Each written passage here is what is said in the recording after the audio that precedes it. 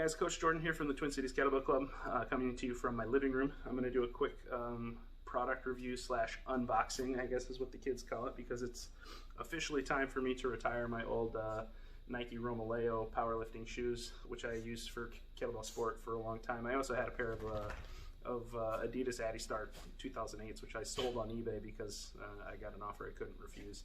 I sold them for more money than I bought them for after having worn them for several years, so that's pretty cool. But the reason I'm getting rid of these is kind of twofold. You'll notice this has the molded plastic heel, which I don't like as much as a wood heel. That's a big part of the reason. And then you'll notice this molded plastic is also carved. It has kind of this scoop shape to it, where it actually cradles the heel really well, which is great for stability, but that stability comes at a cost. It means that your foot can't pronate or supinate very much. I mean, it really locks your foot in place, which then kind of funnels any issues that happen up into the knee. And since I already have a not great knee, I have an arthritic right knee from multiple knee surgeries and playing football, it's not the best option for me, as well as it has a 3/4 inch heel height and a pretty aggressive pitch on it. So these have quite the slope. It puts your foot at more of an angle, which again puts more strain on the knee when you go into the first dip on jerk. So I've decided it's time for me to move on to a different shoe. I've spent a lot of time and effort working on restoring my foot mobility, the natural foot splay, so you should be able to spread your toes in a similar way that you can spread your fingers on your hand, right? But the shoes that are too narrow, squeeze your toes together like this and don't allow you to actually spread your toes out, which is a better way to be able to get good connection to the ground. That's actually why I use these barefoot shoes, the Ursus from Bearfoot Athletics. That's these guys. You can tell these are my first pair. I've had these for a while. You can see it's got some wear and tear on the bottom. I wear them a lot. These are just I just wear these as slip-ons to wear outside now. But they're great. They're great for snatch, especially. I really like them for that because they're super thin, they're super flexible. You get really nice connection to the ground. They're very sticky on the bottom, which I love, so they're really good for snatch. They're also just a good general powerlifting shoe, or powerlifting shoe. So for squats, deadlifts, and just general fitness. But I also wear them around just casually, which is why these ones are so beat up and old. But I've got a brand new pair as well. But these are Ursus from the Bearfoot Athletics, and you can see they've got the nice wide foot shape, which has been really helpful for me as I'm working on restoring that function of my foot. So that's these guys. I'll have an affiliate link in the show notes. You can get a discount on these with my discount code, which is Twin Cities Kettle.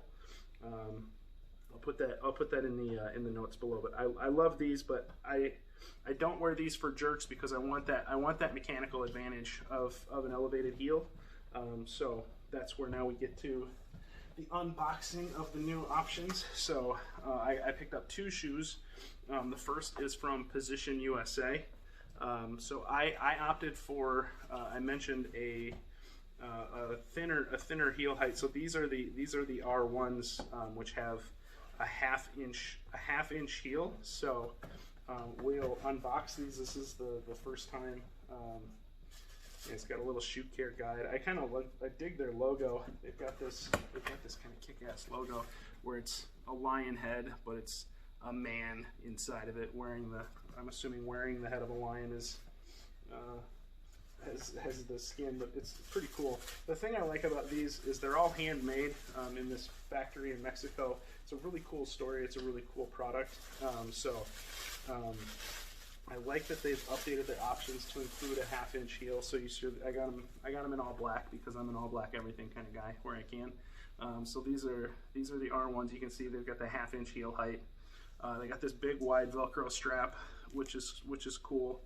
The logo here on the tongue, and then we'll see how they fit. I'm a little bit concerned with the width here because you'll notice the shape.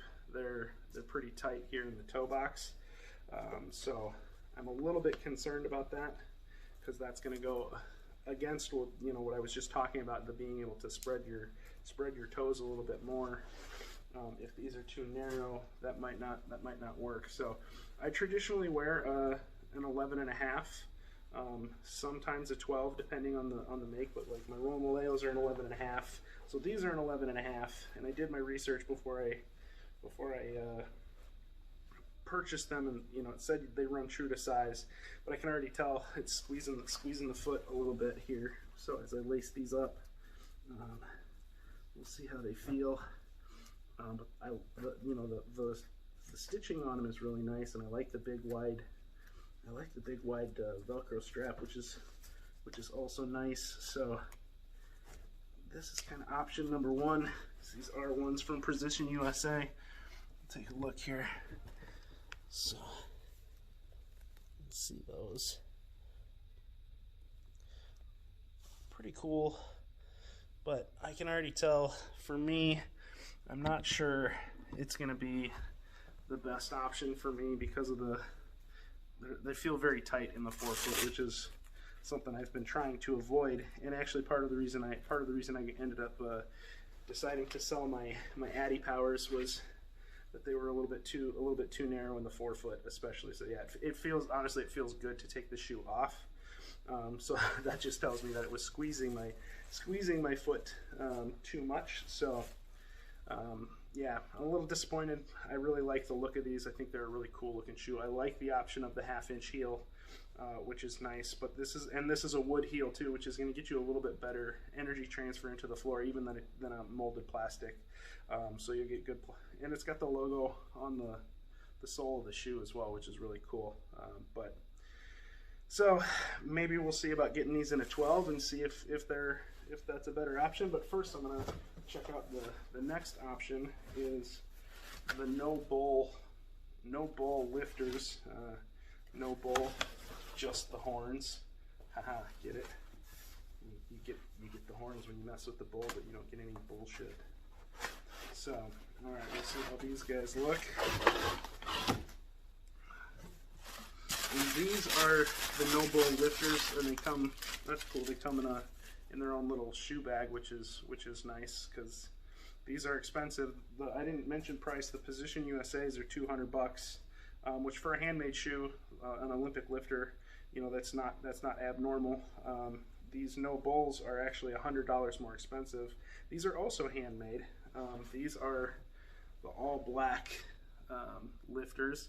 This has a 3/4 inch heel, so it does have that higher elevated heel, but this is a stacked leather heel. And you'll also notice it doesn't have quite the same pitch on it, where you can see the angle on this, the angle here, you can see it lifts the foot a little bit higher.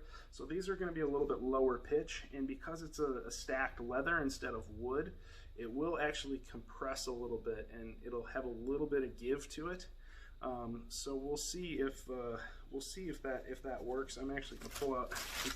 I tried on the right foot for the other shoe. I'm going to try on the right foot for this one as well, just to keep it fair. We'll see. Now they didn't have the 11.5 in stock in these, so I actually did get the 12. But that also tracked with what my research said I should get for this shoe. So this is supposed to have a little bit wider shoe shape. We'll see, you know, how it compares. It looks a little bit wider in the toe box than the Precision USA, but I'm still not sure it's going to be adequate for what I'm looking for, because I have a bit of a wide foot, especially now as I've gotten my foot shape kind of restored. I went from being a standard D width, which is kind of the normal width, for a shoe, to now I'm in an E width, so my foot has gotten wider as I've restored the natural shape of my foot. So that does necessitate that I might need a wider shoe. And you know, these NoBulls are supposed to be one of the wider shaped shoes available on the market as far as shoe shape for powerlifters, lifting shoes. So we'll see if these aren't good enough. Then I might need to talk to somebody about getting a custom set of shoes. But I was trying to avoid the custom route if I can avoid it, because I don't want to wait for them to get made, frankly. Yeah, so the 12 was the right call, because these ones definitely run a little bit smaller. There, I'm right up against the toe here. So we'll see how these these feel. I'm feeling kind of similar as I was feeling in the other ones. So we're gonna see how this goes.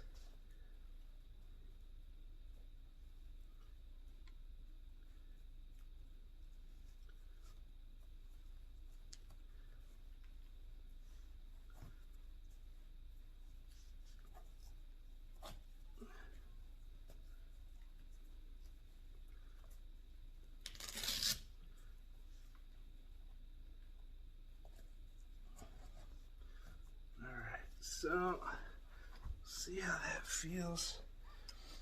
And so here's these NoBull lifters. You got the perforated black leather. You got the nice strap with the grippy rubber on them, which I kind of like. But again, I'm not digging the tightness.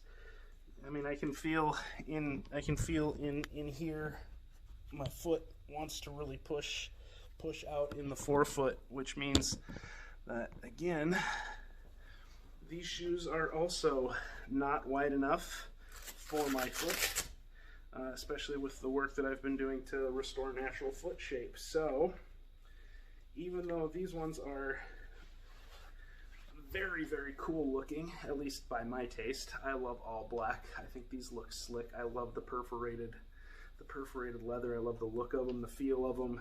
They're clearly handmade. These are hand painted, hand stacked, hand glued, right? So they're just cool.